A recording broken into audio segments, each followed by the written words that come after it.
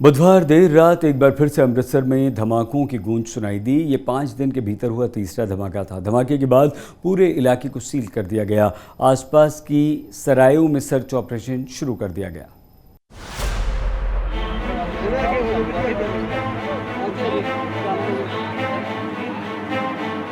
अमृतसर में धमाके की एक और साजिश।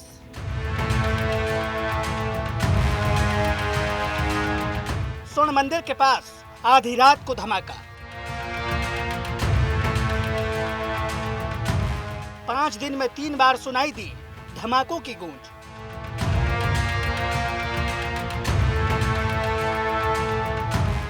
अमृतसर ब्लास्ट के पीछे किसका हाथ?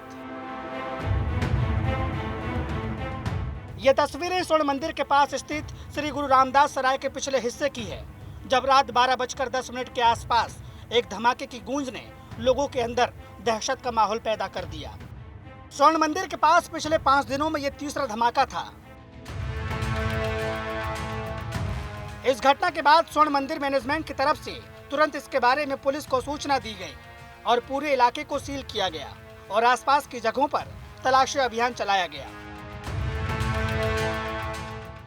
भाई इत्थे ना एक छोटा मतलब धमाका आया बंब का कितने करके रामदास सराय के बैक साइड गलियारे लगे गलियारे ते जेह्ड़े आस-पास वाले मतलब होटल दे विच लोग मतलब कि बाहर आ गए वेखन कि होया मतलब धमाके किन्नी की आवाज़ सी आवाज़ जिद्दां दिवाली दे तुसीं पटाके ला लो चलदी आ उन्नी की आवाज़ हैगी सिंगल इक्को बारी आवाज़ आई सी? इक्को बारी आवाज़ आई ही ते मतलब मैं इधरली साइड ही ते मतलब कुछ लगा कि जिद्दां होया वा। धमाके के बाद पुलिस को घटनास्थल से एक चिट्ठी भी मिली है, जिसे पुलिस अधिकारियों ने अपने कब्जे में लिया है। हालांकि इस चिट्ठी में क्या लिखा है और क्या यह धमाके से जुड़ी है, इसके बारे में अब तक कोई जानकारी सामने नहीं आई है। श्री हरमंदिर साहिब के आसपास हो रहे धमाकों को लेकर एसजीपीसी की तरफ से तीखी प्रतिक्रिया देखने को मिली। एसजीपीसी चीफ हरजिंदर सिंह धामी ने इसे सरकार और सिस्टम की नाकामी बताते हुए पूरे मामले की गहराई से जांच करने की मांग की है।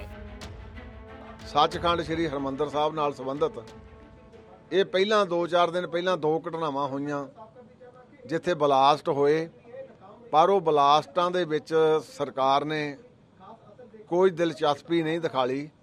ਗੰਭੀਰਤਾ ਦੇ ਨਾਲ ਕੋਈ ਉਹਦੀ ਡੰਗਾਈ ਦੇ ਵਿੱਚ ਜਾਂਚ ਕੀਤੀ ਹੁੰਦੀ ਤਾਂ ਸ਼ਾਇਦ ਕੁਝ ਜਿਹੜਾ ਆ ਪੱਲੇ ਪੈ ਸਕਦਾ ਸੀ। ਪਰ ਇਹ ਰਾਤ ਜਿਹੜੀ ਇੱਥੇ ਇੱਕ ਘਟਨਾ ਵਾਪਰੀ ਆ, ਇਹ ਮੈਂ ਸਮਝਦਾ बहुत हिरदे बज के ते सानू सचेत भी कर दी ते असीं सचेत हैगे भी ते होवांगे भी होर।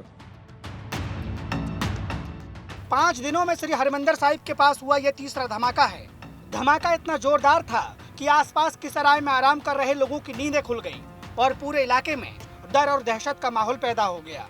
आपको बता दें, बुधवार रात को हुआ धमाका पहले 2 धमाकों वाली जगह के बिल्कुल विपरीत दिशा में हुआ है और हेरिटेज स्ट्रीट में हुए धमाकों से करीब 1.25 किलोमीटर की दूरी पर था। इससे पहले 6 मई और 8 मई को हेरिटेज स्ट्रीट पर स्थित सारागढ़ी सराय के पास धमाके हुए थे, जिसकी जांच पुलिस के साथ साथ एनआईए और एनएसजी की टीम कर रही है।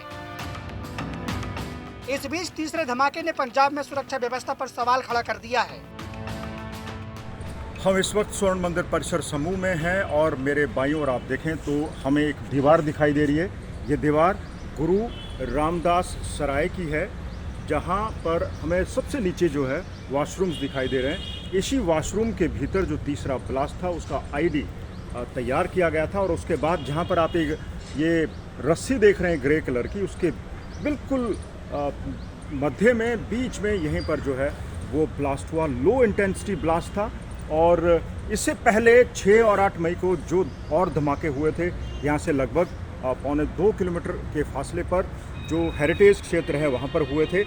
इन तीनों धमाकों की खासियत यही है कि तीनों धमाकों में सिर्फ एक ही तरह के एक्सप्लोसिव्स का इस्तेमाल किया गया था और उसके एक्सप्लोसिव्स के भीतर पत्थर के टुकड़े भी रखे गए थे। सवाल यही है कि जो इस षड्यंत्र के पीछे लोग शुमार हैं, आखिर उन्होंने धर्म की नगरी अमृतसर को ही क्यों चुना? सवाल का जवाब पंजाब पुलिस को देना होगा। कैमरा पर्सन चांदीराम के साथ मंजीत सहगल, अमृतसर, आज तक। प्रश्न ये उठ रहा है कि इन धमाकों के पीछे किसका हाथ है। इस तरह की साजिश का उद्देश्य क्या है, किसके इशारे पर सिलसिलेवार ढंग से ब्लास्ट किए जा रहे हैं। पंजाब पुलिस के डीजीपी गौरव यादव ने प्रेस कॉन्फ्रेंस करके अमृतसर में ब्लास्ट वाली साजिश से आज पर्दा उठाया।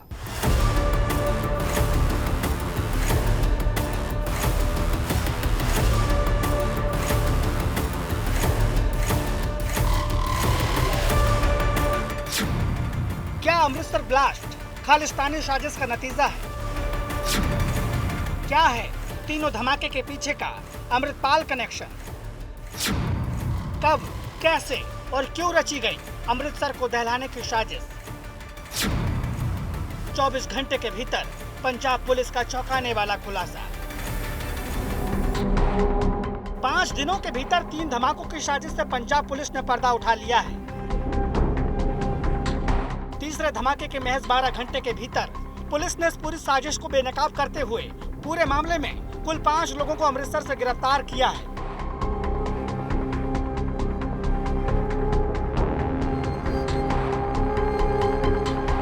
साथ ही इन आरोपियों के पास से करीब 1 किलो विस्फोटक सामग्री को भी बरामद किया गया है।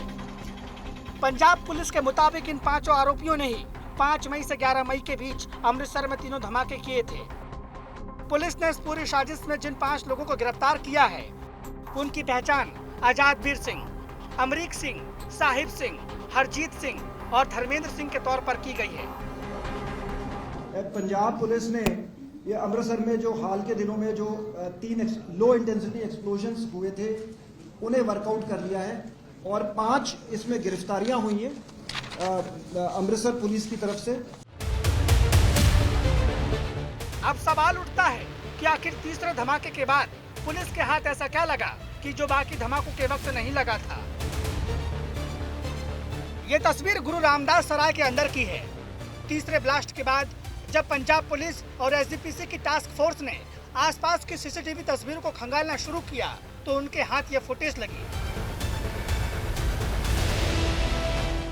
ये फुटेज तीसरे धमाके के ठीक बाद की है।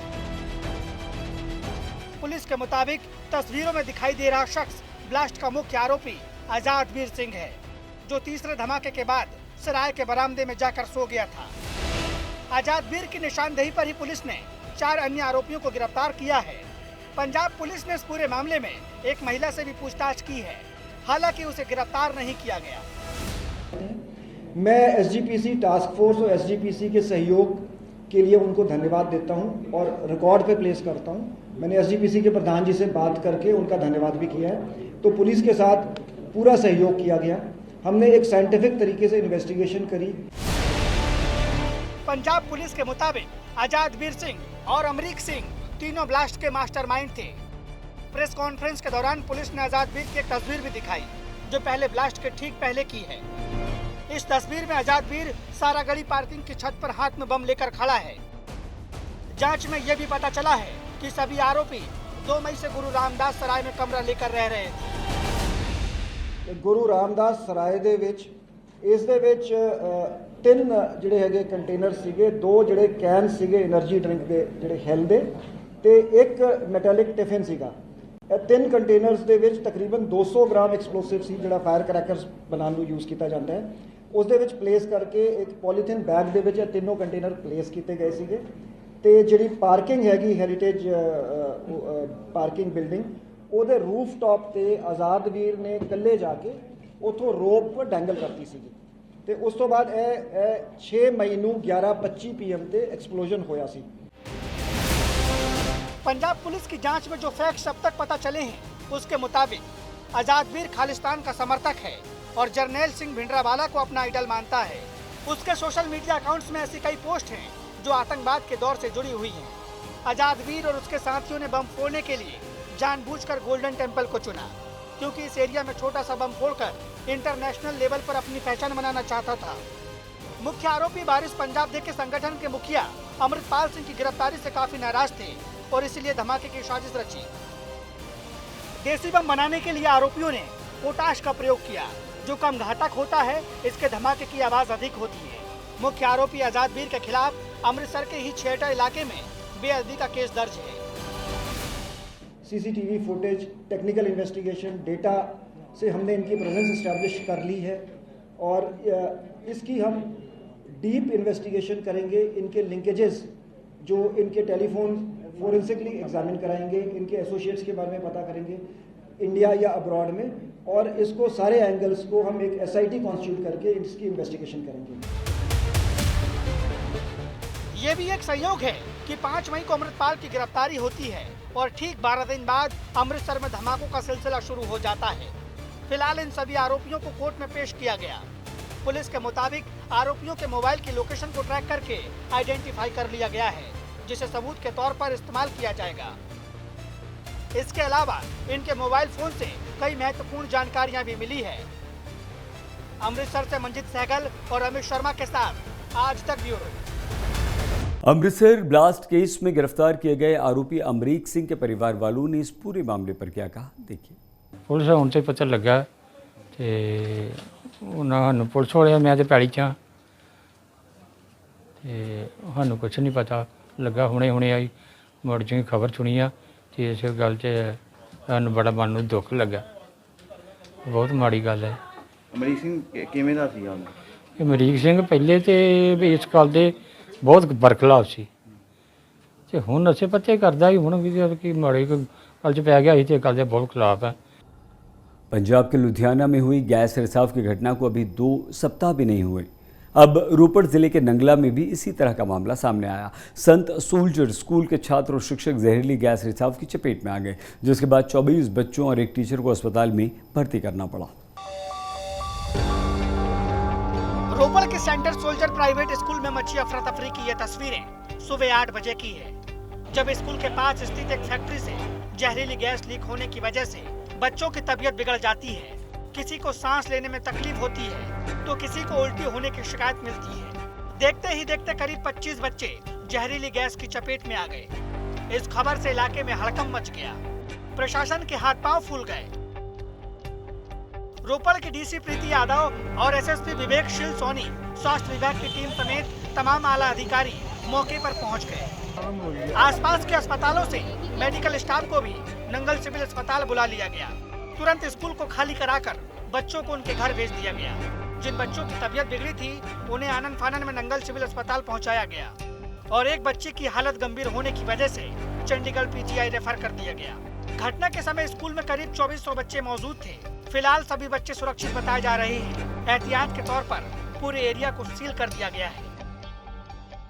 ਸਾਨੂੰ ਵੀ ਜਾਣਕਾਰੀ ਮਿਲੀ ਸੀ ਸਾਨੂੰ ਕਿ ਇੱਦਾਂ ਦਾ ਇੱਥੇ ਗੈਸ ਲੀਕ ਹੋਈ ਹੈ ਪੀਐਸਸੀਐਲ ਪਲਾਂਟ ਦੀ, ਔਰ ਸਕੂਲ ਦੇ ਵਿੱਚ ਬੱਚੇ ਜਿਹੜੇ ਆ ਥੋੜੇ ਪ੍ਰੋਬਲਮ 'ਚ ਆ ਗਏ ਹੈ ਤੇ ਅਸੀਂ ਮੌਕੇ ਤੇ ਪਹੁੰਚੇ। 4 ਬੱਚੇ ਪਹਿਲੇ ਜਿਹੜੇ ਐਨਐਫਐਲ ਸ਼ਿਫਟ ਕੀਤੇ ਸੀਗੇ, ਐਨਐਫਐਲ 'ਚ ਤੋਂ ਸਾਡੇ ਸਿਵਲ ਹਸਪਤਾਲ 'ਚ ਅਸੀਂ ਸ਼ਿਫਟ ਕਰਾਤੇ, ਬਿਲਕੁਲ ਠੀਕ ਹੈ।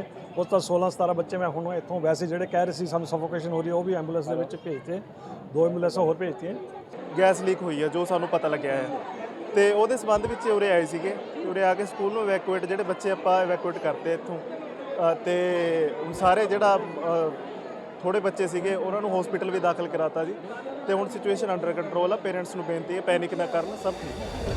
पंजाब के शिक्षा मंत्री हरजोत बैंस खुद जानकारी मिलते ही स्कूल में पहुंच गए, हालात का जायजा लिया, छात्रों और टीचर से बातचीत की। इसके बाद उन्होंने बताया कि स्कूल के कुछ बच्चों को सांस लेने में दिक्कत और कुछ दूसरी शिकायत हुई थी। ऐसे लक्षण वाले करीब 24 बच्चे और एक टीचर को अस्पताल पहुंचा दिया गया था।